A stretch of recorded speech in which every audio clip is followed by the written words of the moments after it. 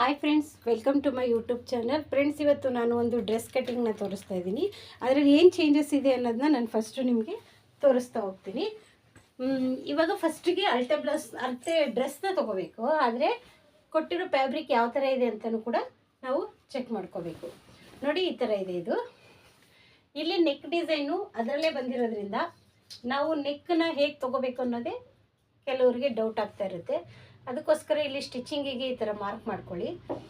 ಇದು ಒಬ್ಬೊಬ್ರಿಗೆ ಕೆಲವರಿಗೆ ಜಾಸ್ತಿನೂ ಆಗ್ಬೋದು. ಅದಕ್ಕೋಸ್ಕರ ನಾವು ನೆಕ್ ಕಡಿಮೆ ತೊಗೊಂಡು ಶೋಲ್ಡ್ರ್ ಚಿಕ್ಕದಾದರೂ ಮಾಡ್ಕೋಬೋದು. ಇಲ್ಲ ಇದರಲ್ಲಿ ಇಷ್ಟು ದೊಡ್ಡದು ಬೇಡ ಅಂತ ಹೇಳ್ತಾ ಇದ್ದಾರೆ ಅಂದರೆ ನಾವು ಅದನ್ನು ಹೇಗೆ ಕಮ್ಮಿ ಮಾಡ್ಕೊಳ್ಳೋದು ಅಂತ ಕೂಡ ನಾವು ಚೆಕ್ ಮಾಡ್ಕೋಬೇಕಾಗುತ್ತೆ.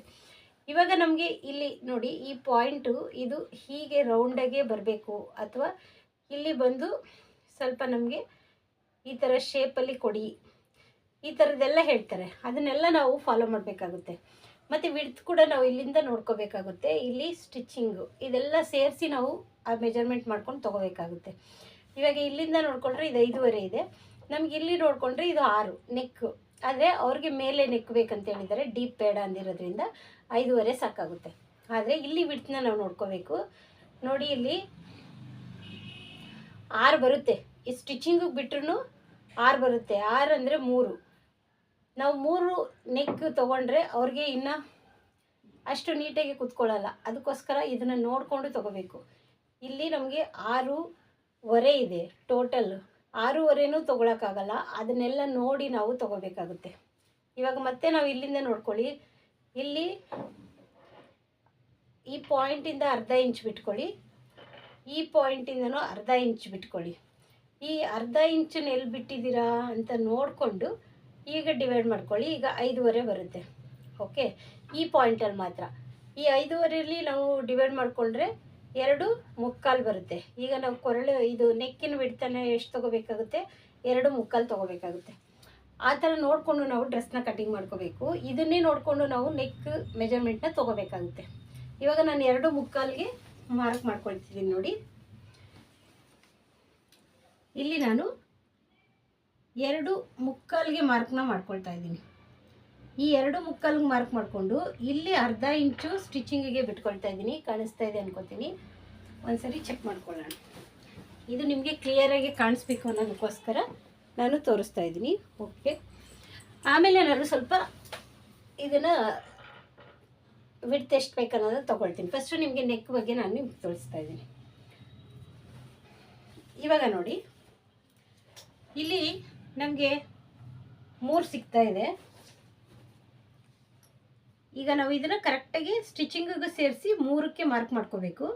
3ಕ್ಕೆ ಮಾರ್ಕ್ ಮಾಡಿಕೊಂಡು ಇಲ್ಲಿ ನೋಡ್ಕೋಬೇಕು ಡ್ರೆಸ್ ಮೆಜರ್ಮೆಂಟಲ್ಲಿ ಅವ್ರದ್ದು ಶೋಲ್ಡ್ರ್ ಮೆಜರ್ಮೆಂಟ್ ಎಷ್ಟಿದೆ ಅಂತ. ಚಿಕ್ಕದಿದೆ.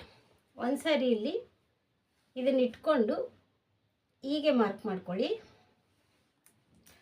ಈ ಬಿಡ್ತು ಇನ್ನು ನಾನು ಇಷ್ಟು ಸ್ಟಿಚಿಂಗಿಗೆ ಬಿಟ್ಟಿಲ್ಲ. ಮೇಯ್ನ್ 5.5 ಇದೆ ನೋಡಿ. 5.5 ಅವ್ರಿಗೆ ಸಾಕು. ಸಣ್ಣ ಇದ್ದಾರೆ.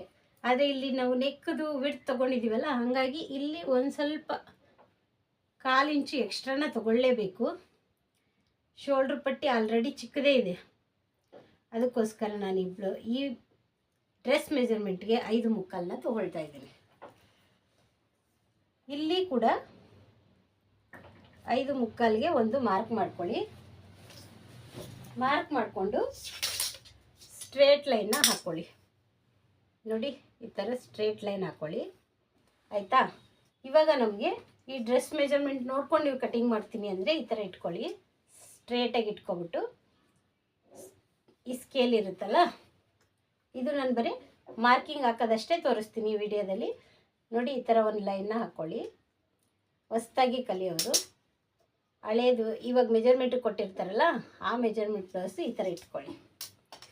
ಈಗ ನೀವು ಇಲ್ಲಿ ಒಂದು ಮಾರ್ಕ್ ಮಾಡ್ಕೊಂಡಿದ್ದೀರಲ್ವ, ಈಗ ನಾನು ಈಸಿಯಾಗಿ ಹೇಗೆ ಕಲಿಬೋದು ಅನ್ನೋದಕ್ಕೆ ಕೆಲವ್ರಿಗೆಲ್ಲ ಬೇರೆ ಥರ ಒಂದು ಮೆಜರ್ಮೆಂಟ್ ಗೊತ್ತಿದ್ರೆ ಅದೇ ಬೇರೆ ಥರ ತೊಗೊಳ್ತಾರೆ. ಈ ಡ್ರೆಸ್ಸು ಮೆಥಡ್ನ ಹೇಗೆ ಕಟ್ ಮಾಡೋದು ಅಂತ ನಾನು ತೋರಿಸ್ತಾ ಇದ್ದೀನಿ. ನೋಡಿ, 5.5 ಇದೆ. 5.5 ಆಗಿ ನಿಮಗೆ ಈಸಿಯಾಗಿ ಗೊತ್ತಾಗ್ಬಿಡುತ್ತೆ. ಮೇಲೇನೂ 5.5 ಇತ್ತು, ಇಲ್ಲಿ ಕೂಡ 5.5 ಇತ್ತು. ಆದರೆ ನಾವು 1/4 ಇಂಚು ಮೇಲೆ ನೆಕ್ ಆ್ಯಂಡ್ ಶೋಲ್ಡರಲ್ಲಿ 1/4 ಇಂಚನ್ನ ತೊಗೊಂಡಿದ್ದೀವಿ. ಯಾಕಂದರೆ ಇಲ್ಲಿ ಬ್ರಾಡ್ ತೊಗೊಂಡು ಇಲ್ಲಿ ತುಂಬಾ ಇದು ಚಿಕ್ಕದಾಗಬಾರ್ದು ಡ್ರೆಸ್ಸಿಗೆ. ಅದಕ್ಕೋಸ್ಕರ 1/4 ಇಂಚ್ ಅಂದರೆ 1 ಪಾಯಿಂಟ್ ಕಡಿಮೆನೇ ನಾನು ತೊಗೊಂಡಿದ್ದೀನಿ.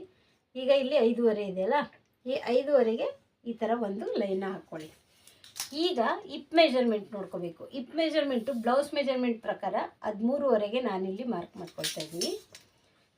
13.5, 14, 13, 14.5ವರೆಗೂ ಈ ಸೆಂಟರ್ ಏನದು ವೇಸ್ಟ್ ಮೆಜರ್ಮೆಂಟ್ ಬರುತ್ತಲ್ಲ, ಅದೇ ಇದು ವೇಸ್ಟ್ ಮೆಜರ್ಮೆಂಟ್. ಈಗ ಹಿಪ್ ಮೆಜರ್ಮೆಂಟು ಇಲ್ಲಿಂದ ಎಷ್ಟು ತೊಗೋಬೇಕು ಅನ್ನೋದು ಕೆಲವರು ಡೌಟ್ ಇರುತ್ತೆ. ಕೆಲವ್ರಿಗೆ 18, 17, 16ರಿಂದ ಸ್ಟಾರ್ಟ್ ಆಗುತ್ತೆ. ಇಲ್ಲಿಂದ ನಿಮಗೆ ಅಳತೆ ಡ್ರೆಸ್ ಕೊಟ್ಟಾಗ ನೀವು ಈಸಿಯಾಗಿ ಕಂಡುಹಿಡ್ಕೊಬಿಡ್ಬೋದು. ನೋಡಿ, ಇಲ್ಲಿ ಓಪನ್ ಇರುತ್ತಲ್ಲ, ಹಿಪ್ ಓಪನ್ನು,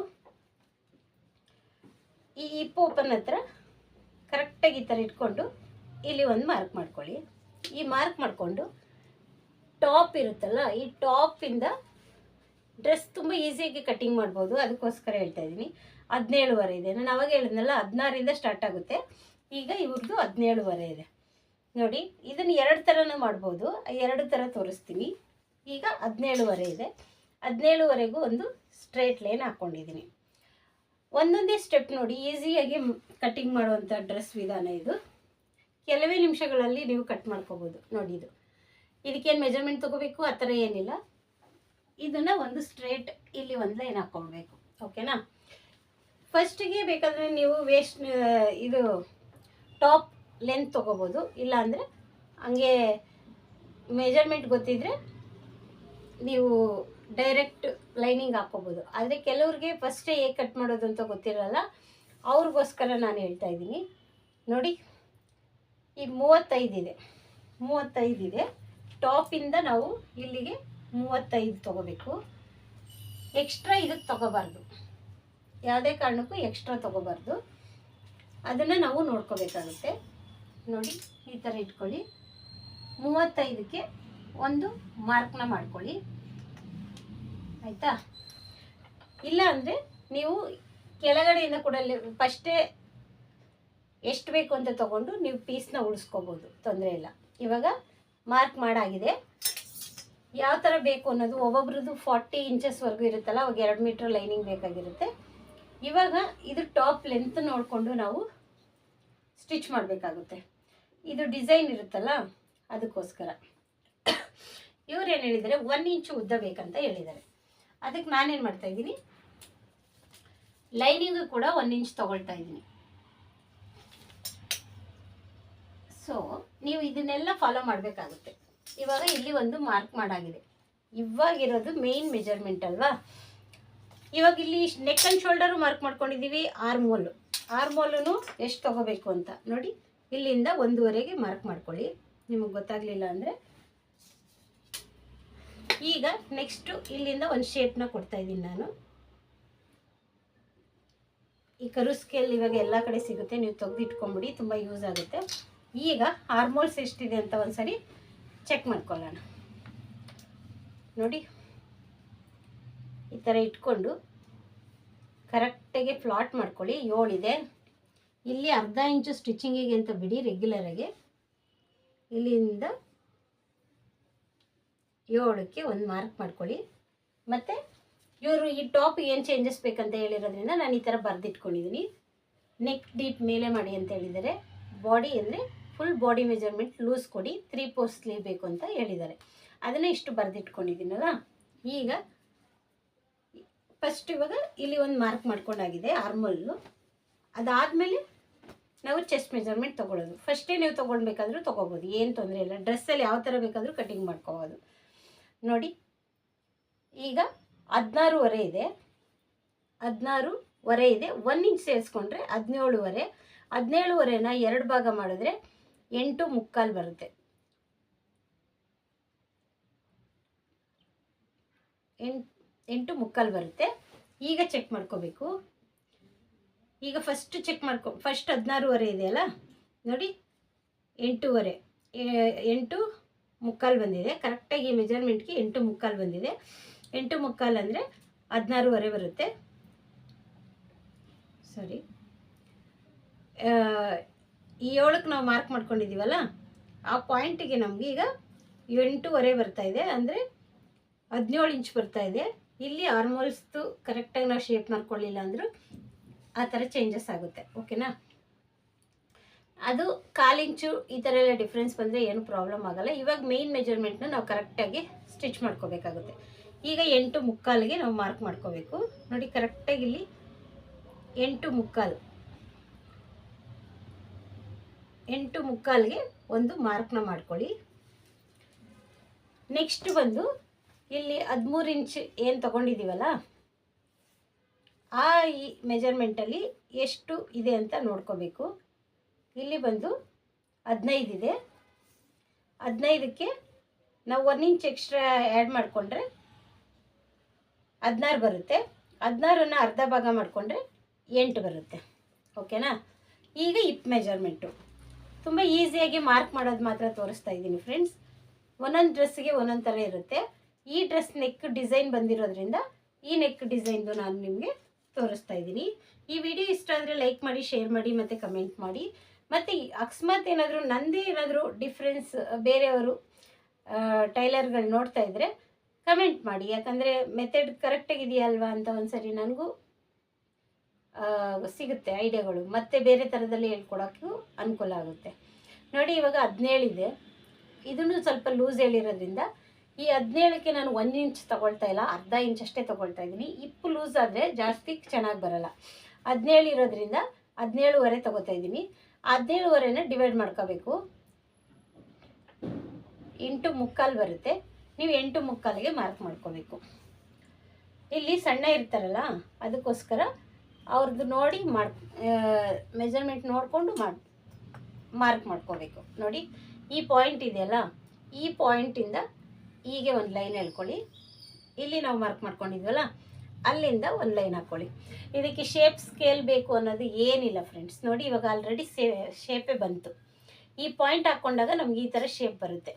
ಇಲ್ಲಿಂದ ನಾವು ಎಷ್ಟು ಅಟ್ಯಾಚ್ ಮಾಡ್ತೀವಿ ಅನ್ನೋದಕ್ಕೆ ಈ ಥರ ಮಾರ್ಕ್ ಮಾಡ್ಕೋಬೇಕು. ಇಲ್ಲಿ 1 ಇಂಚ್ ಇದ್ದರೆ ಸಾಕು, ಜಾಸ್ತಿ ಇದ್ದರೆ ಇಲ್ಲಿ ಮತ್ತೆ ಲೂಸ್ ಬರೋ ಚಾನ್ಸ್ ಇರುತ್ತೆ, ಟ್ರಿಮ್ ಮಾಡ್ಕೋಬೇಕು, ಎಲ್ಲ ಆಗುತ್ತೆ. ಅದಕ್ಕೆ ಇಲ್ಲಿ ಆದಷ್ಟು ಕಡಿಮೆನೇ ತೊಗೊಳ್ಳಿ.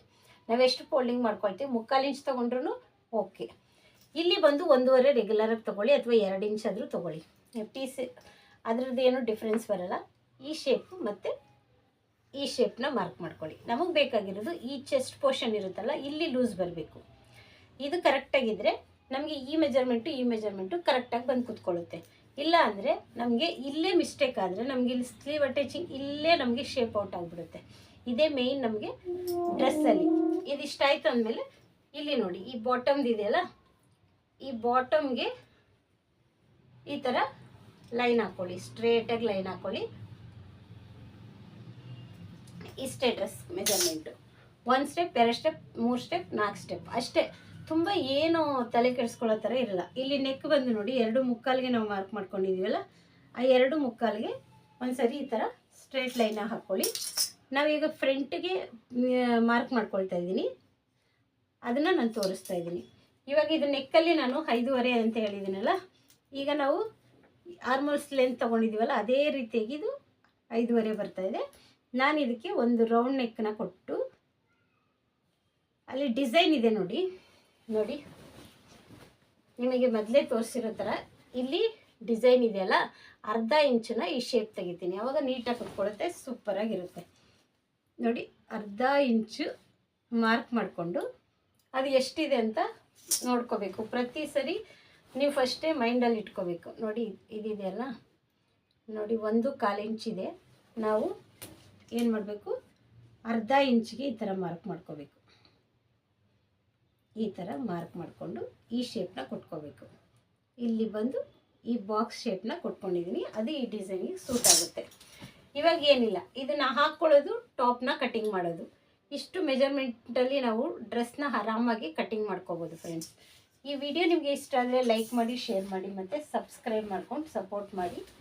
ಮತ್ತು ನಿಮ್ಗೆ ಇನ್ನೂ ಒಂದು ಟ್ರಿಕ್ಸ್ ಗೊತ್ತಿರುತ್ತಲ್ಲ ನೋಡಿ, ಇನ್ಸೈಡು ಕೂಡ ನಿಮಗೆ ಮಾರ್ಕ್ ಗೊತ್ತಾಗಬೇಕಂದ್ರೆ ಈ ಥರ ರೋಲರ್ ಇರುತ್ತಲ್ಲ, ಆ ರೋಲರ್ ತೊಗೊಳ್ಳಿ. ನಾನು ತುಂಬ ವೀಡಿಯೋಸ್ಗಳನ್ನ ಹಾಕಿದ್ದೀನಿ, ಸ್ಟೆಪ್ ಬೈ ಸ್ಟೆಪ್ ಬೇರೆ ಬೇರೆ ಥರದ್ದು ಬೇರೆ ಬೇರೆ ಮೆಥಡಲ್ಲಿ ಕೂಡ ಹಾಕ್ತೀನಿ. ಬಂದಾಗ ಹೊಸ ಡಿಸೈನ್ ಬಂದಾಗ ಕಟಿಂಗ್ನ ಅಪ್ಲೋಡ್ ಮಾಡೋಕ್ಕೆ ಟ್ರೈ ಮಾಡ್ತೀನಿ. ನೋಡಿ ಫ್ರೆಂಡ್ಸ್, ಈ ಥರ ಮಾರ್ಕ್ ಮಾಡ್ಕೊಳ್ಳಿ. ಇಲ್ಲೂ ಕೂಡ ಮಾರ್ಕ್ ಮಾಡ್ಕೊಳ್ಳಿ, ಕರೆಕ್ಟಾಗಿ ಸ್ಕೇಲ್ನ ಇಟ್ಕೊಳ್ಳಿ. ಆವಾಗ ನಮ್ಗೆ ಏನಾಗುತ್ತೆ ಗೊತ್ತಾ, ಇನ್ಸೈಡಲ್ಲಿ ಈ ಥರ ಮಾರ್ಕ್ ಬಿದ್ದಿರುತ್ತೆ. ಮಾರ್ಕ್ ಮಾಡ್ಕೊಳ್ಳೋಕ್ಕೆ, ಎರಡು ಕಡೆ ಮಾರ್ಕ್ ಮಾಡ್ಕೊಳ್ಳೋಕ್ಕೆ ಈಸಿ ಆಗುತ್ತೆ. ಇದನ್ನು ಒಂದು ಫಾಲೋ ಮಾಡಿ. ಇಲ್ಲೂ ಕೂಡ ಫ್ರಂಟ್ ಶೇಪ್ ತೆಗಿಬೇಕು, ಬ್ಯಾಕ್ ಶೇಪ್ ತೆಗಿಬೇಕು ಅಂದರೆ ಅದು ಕೂಡ ಹಿಂಗೆ ಇಟ್ಕೊಳ್ಳಿ. ತುಂಬ ಯೂಸ್ಫುಲ್ ಪಾಯಿಂಟ್ಸ್ಗಳಿವೆಲ್ಲ ಇಷ್ಟೇ. ಇದನ್ನು ನಾವು ಇವಾಗ ಫ್ರಂಟ್ನ ಕಟಿಂಗ್ ಮಾಡ್ಕೊಬೋದು, ಈಸಿಯಾಗಿ ಕಟಿಂಗ್ ಮಾಡ್ಕೊಬೋದು. ನೋಡಿ, ತುಂಬ ನೀಟಾಗಿ ಡ್ರೆಸ್ ಕಟ್ಟಿಂಗ್ ಸಿಂಪಲ್ ಮೆಥಡಲ್ಲಿ ನಾನು ನಿಮಗೆ ಹೇಳ್ಕೊಟ್ಟಿದ್ದೀನಿ. ಈ ವಿಡಿಯೋ ಇಷ್ಟ ಆದರೆ ಲೈಕ್ ಮಾಡಿ, ಶೇರ್ ಮಾಡಿ ಮತ್ತು ಕಮೆಂಟ್ ಮಾಡಿ. ಇದನ್ನು ಕಟ್ಟಿಂಗ್ ಮಾಡೋಣ ಇವಾಗ.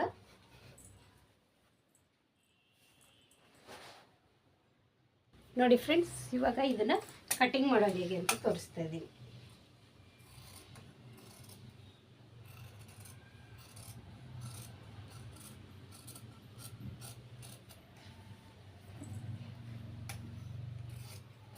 ಡ್ರೆಸ್ಸಲ್ಲೇನು ತುಂಬ ವೆರೈಟಿಯಾಗಿ ಏನಿರಲ್ಲ, ಅದಕ್ಕೋಸ್ಕರ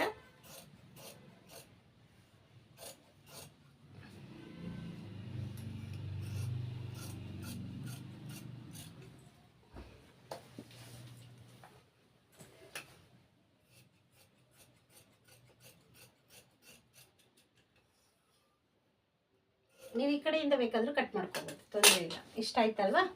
ಇಷ್ಟ ಆದಮೇಲೆ ಇಲ್ಲಿ ಒಂದೊಂದು ಮ್ಯಾಚ್ ಹೊಡ್ಕೊಂಬಿಡಿ.